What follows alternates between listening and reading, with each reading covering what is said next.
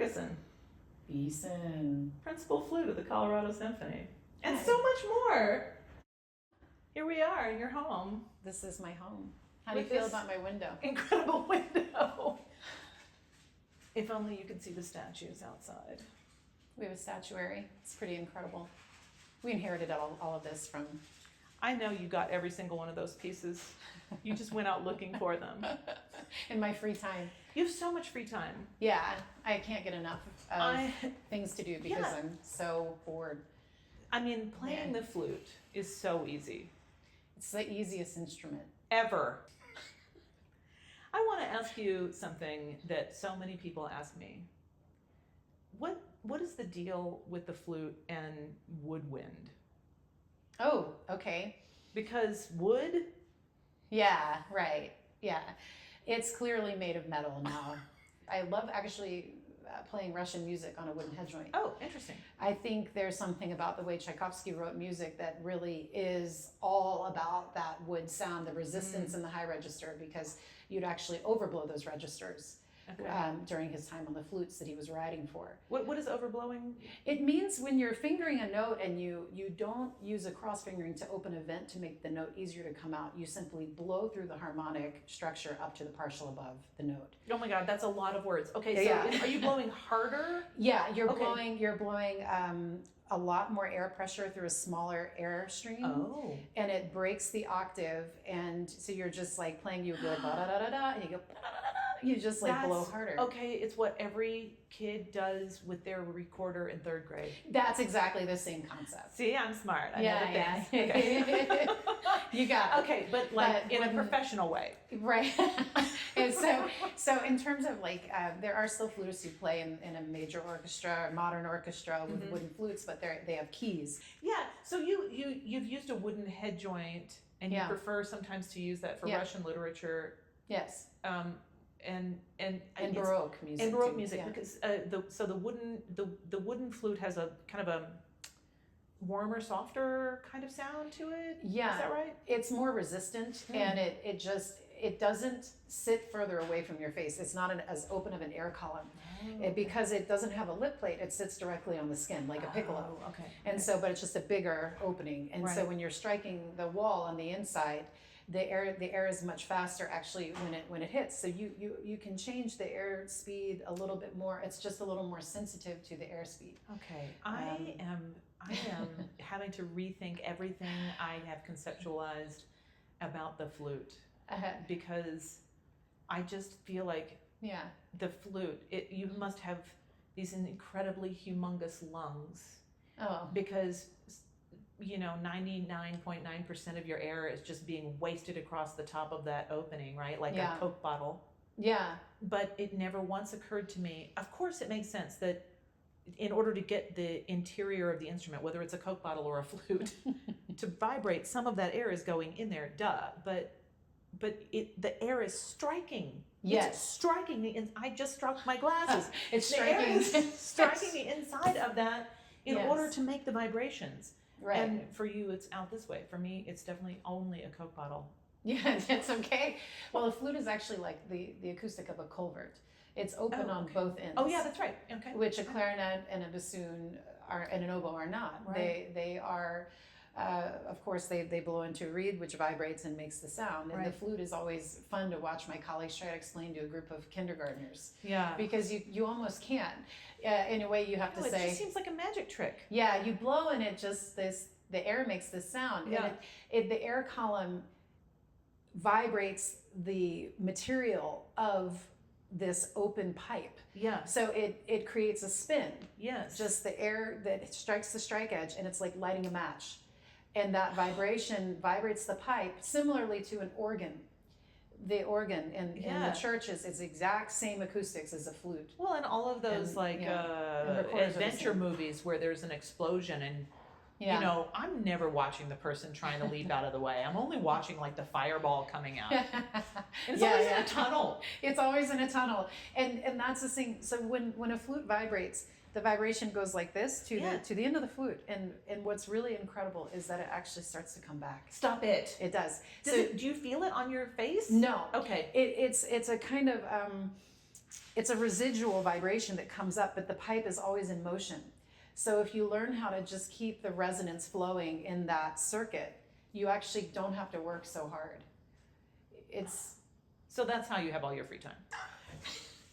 But as far as the wood, so it's not made of wood anymore, and it's that's not. It does it help with projection? Is that one yes, of the yes, and mainly because the shape of the original flutes were conical. They tapered at the end. Oh, okay. And so as you would get down into the low register, it would, of course, it was a faster response actually. Oh, interesting. Okay. But it was muted.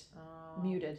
And so when they went to actually started making metal flutes, they changed the shape of the flute. So now when you hear a flute and a trumpet, sometimes they sound sort of similar in their harmonic structure. Yeah. If they're pitched in C specifically. But that's because it's a similar acoustic overall, because it bells at the end. Yeah. So I could take the top of my head joint and put it into the end of the flute. It's more narrow at top and then goes down to the bottom. Interesting. Okay. So from a physics viewpoint, the same thing is happening in terms of the acoustic. It's just happening the reverse way, which is going to make it louder anyway. Do you know what I mean? Yeah, yeah. So these wooden flutes they're making now with the shape that is the reverse are actually not soft. They have a different character, a color, but they're still louder. Yeah. So it really was that the discovering how the shape would change the instrument came around the same time when they started using metals in general. Do you know what, kind of what year that was? I would say early 1800s, somewhere in that area, and then going forward. Because this is a thing too. I think people associate the symphony orchestra with old. Okay. Right. Just some vague oldness, right? and that is kind of true of string instruments, or at least the pattern of string instruments is hundreds of years old, and hasn't changed very much. Yeah. But woodwind and even some brass instruments, lots and lots of technical upgrades, right? Right. Or whatever, technical changes. Yes. Maybe they're not all upgrades, but changes. Right. And then even the saxophone was invented in 1865 or something like that. And I think the saxophone had a big influence on flute making. To be honest. Okay. I think some of those properties are so similar in terms of the way the keys are strung onto the instrument. There are a lot more keys. It's more chromatic. The bassoon has crazy key work on it, of course, but flute's actually pretty simple. But the sound of the saxophone, that big, open, broad sound, especially with the popularity of it in France, I think really influenced French flute making. Oh, interesting. Okay. And Louis Lot flutes are beautiful. They're the early 20th century, late 19th century flutes, metal flutes. People love them, they're like, there's kind of a fetish club about the Louis Lot flutes. Okay.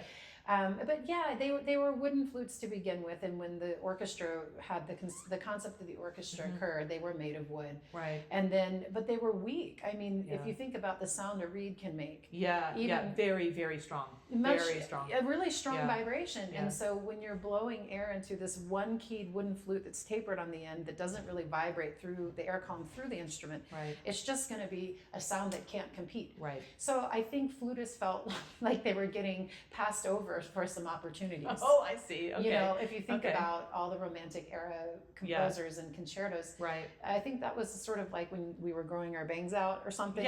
Because it was an awkward phase for flute, and we don't have a Brahms flute concerto. I mean, not that we have a beautiful solo in Brahms 4. I mean, clearly didn't hate the instrument. No, but I mean, if you need to say something and you need a lot of people to hear it, you're not going to pick the world's softest instrument to do it. And and because it was so soft, it wasn't attracting soloistic players. Right? So there's that. So it's more of a salon instrument. That's why it did so well in the Baroque era. I was really not aware that the viola and the flute share the same kind of womp-womp beginnings. Yeah.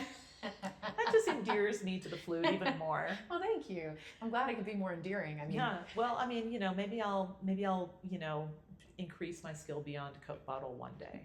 I might get a head joint out and see. Have you have a flute lesson for our video this week? No.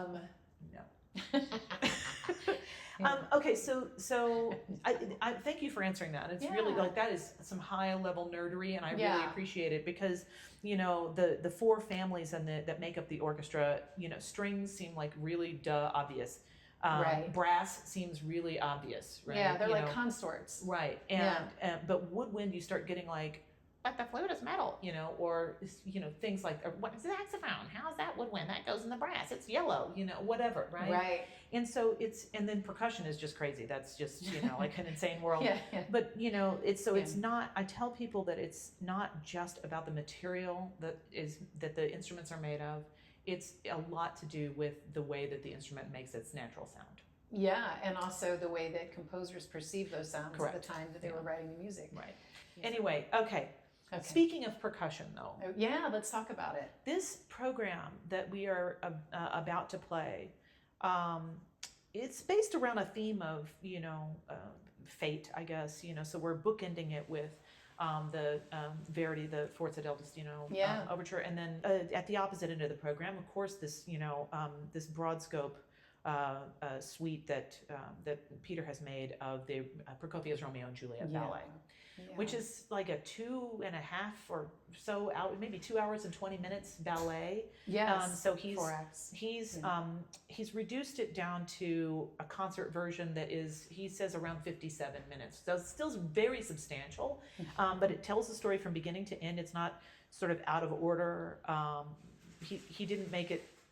Some people will make suites so that, this key leads to this other key. They get kind of snooty about it, or we need a fast and then a slow and then a contemplative and then a super fast or whatever. Yeah. And so then the story is all disjointed. Like Juliet dies in the middle somewhere, And so he does adhere to the story arc in a really lovely way. And then in the middle of this concert is a brand new piece of music that neither of us has heard before, right? Unless you have a special in. Oh no, I think what we can expect to see is that there will be some type of ritualistic use of the marimba in terms of laying a foundation, because Chris is actually into Eastern spiritual things and elements, and I know from my personal experience with his music that that's always somehow working in the background.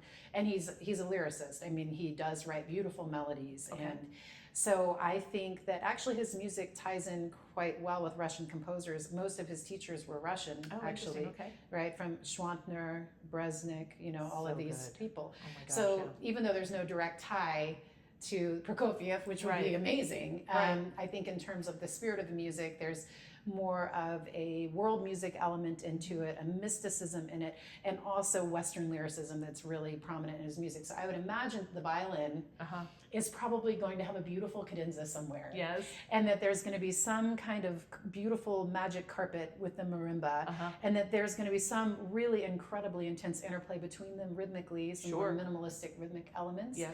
So I would look for those features in the music, knowing what I know. I have not seen the score. Yeah. I'm actually rotated off of that. Kathy will be playing the concerto, but then I get to go listen and enjoy it. Okay, great. So, which is nice. Yeah. Okay, so you are playing though on the bookend pieces that I mentioned. Yes, I think so. Yes. Forza and Romeo and Juliet. Yeah. And I know, even though I don't think I've played a suite with a few of the selections in here. Everybody puts together their own suite. Right. Okay, we're not a ballet, organization, so we're never going to probably play the whole 2.5 hour thing because where are the dancers? Right. but fair. So there are a few here and there that I'm really looking forward to playing. But you get a lot of a workout, some really beautiful stuff going on. Yes. What are some moments that people could look for from the flutist's point of view? Okay, I'm going to give you free rein here. Well, I mean, the most beautiful melody is Juliet's theme, and it's kind of like Princess Leia's theme in Star Wars. It's the same usage of the flute, exact same thing. There's a youthful quality, a purity to the flute that I think is used in terms of the color. It's a high pitch, which is much more, in a way, childish. Right. And it's a beautiful melody, and it sort of represents her coming of age as a woman, because, of course, in the death scene, the melody comes back, but in an entirely different context as her theme. Yeah, it's... I get chills. Yeah, I know, me too. The first time that we hear it, from my point of view, it's very silvery. It's almost like one of her long hairs is just kind of being gently wafted in the wind, right? And so you just get this sense that she is unfettered interfered with adulting. No, she's absolutely a child. Yeah. But not not childish. Not childish. Yeah. And of course coming of age in a system that's going to put her into an arranged marriage pretty quickly. Yeah. And pretty soon. And I think I love the way it characterizes her, that youthful exuberance, but also that kind of purity and just kind of a natural peace with the world. Yeah. Very natural. Yeah. And it's just, so it's a solo, but it's not alone. It's not alone, and it's not lonely. No, and then there's the ba-da-dum, ba-da-da-dum, ba-da-dee-dum. Yeah, so and this playful ostinato and the strings, and it's made for dance. I could just see her dancing. Yes. I mean the melodies are made for movement in general. Well, and it moves and it lingers and it moves and it lingers, and it's so beautiful. Yeah. And then when it comes at the end, it's very eerie. Oh wow! And I mean, because there's just almost like there's a depth to it, the way that he's written it this time. Yes. And so almost her expression is her whole life now in a vertical kind of way. Yeah, absolutely. I feel that too. Yeah, I absolutely feel that too in the music.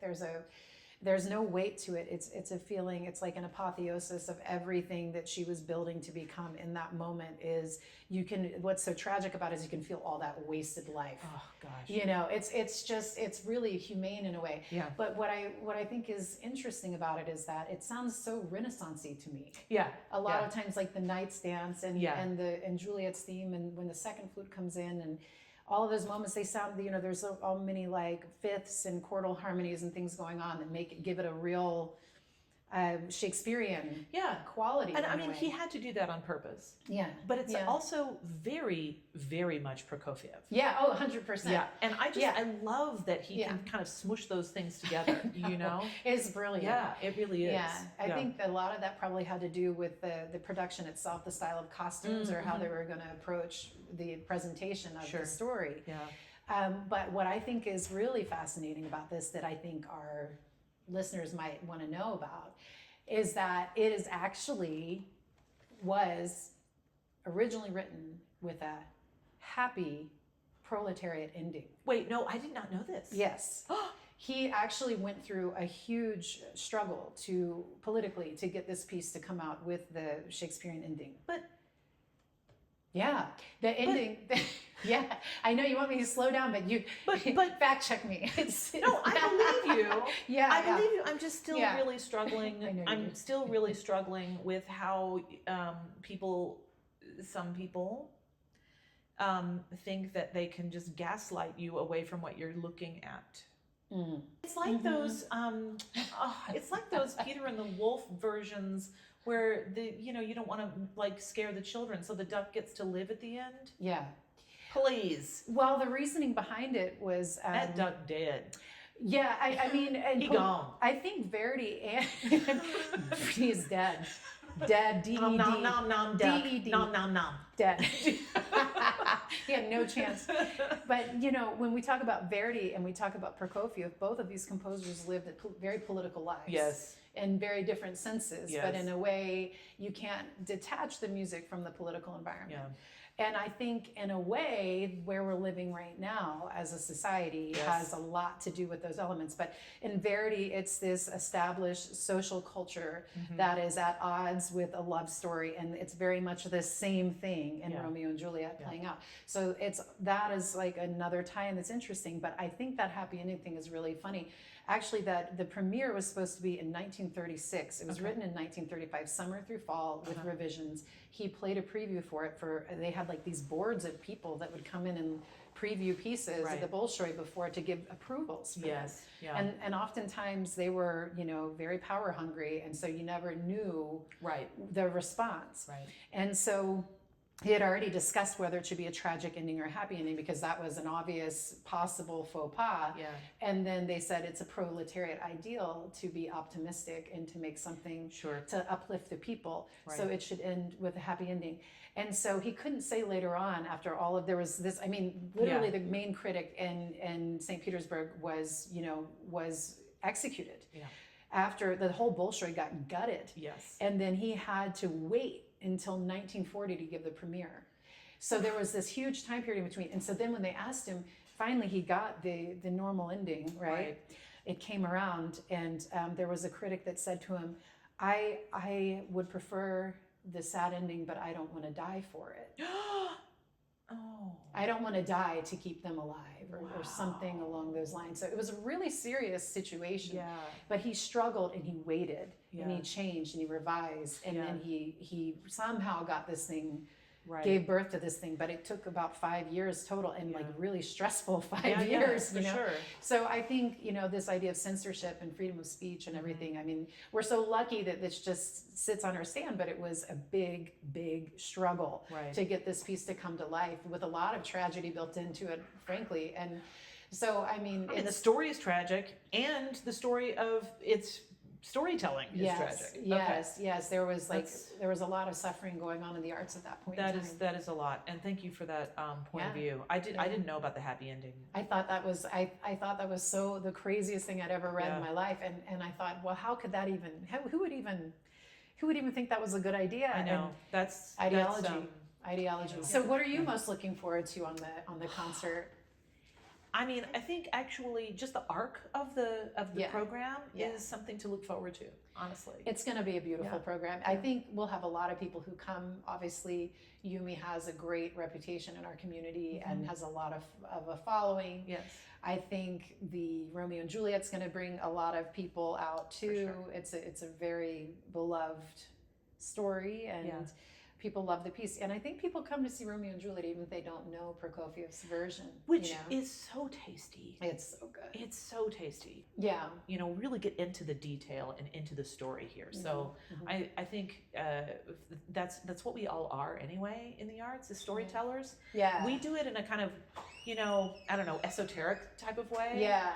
But we still are there. That's what we do. Yeah. So, and the ballet itself, I mean, is one of my favorite things to watch. To hear this music danced and see this happening, it's like I get so emotional about ballet. So in a way, I feel like I wish we had the dancers there to show the audience what that music is about. Oh my gosh, I would be so distracted though. I know, it is. That's why they put us in a pit when they have them really. Is that why? I thought it was so that the audience could see the dancers better and the sets. I think it probably was just a bunch of musicians going like that. I mean, I gawk. When we used to play opera, I would gawk all the time. It's cool stuff. I mean, that extra dramatic element, that visual element, it really ties it all together. It ties the room together. It's a great, except that rug, it ties the room together, man. Dude. Not the rug, man. Not the rug, man. Okay. Maybe this is a sign we need to finish up. Yeah. Now that we've gone into, Please don't put Friar Tuck on the video. Big Lebowski and Friar Tuck. We're just gonna give it. It's just like it's anything, a strong finish. I mean, like this brain. Okay, that's fun. Thank you. All right, thank you. We talked a long time. I know. That was a long song. Wow. Flashback. But Friar Tuck shows up a little earlier. Friar Tuck. No, now you're mixing it with Robin Hood. It's Friar Lawrence. Oh God! Please cut that. Robin Hood and Little John running through the forest. I can't even listen. End of flashback.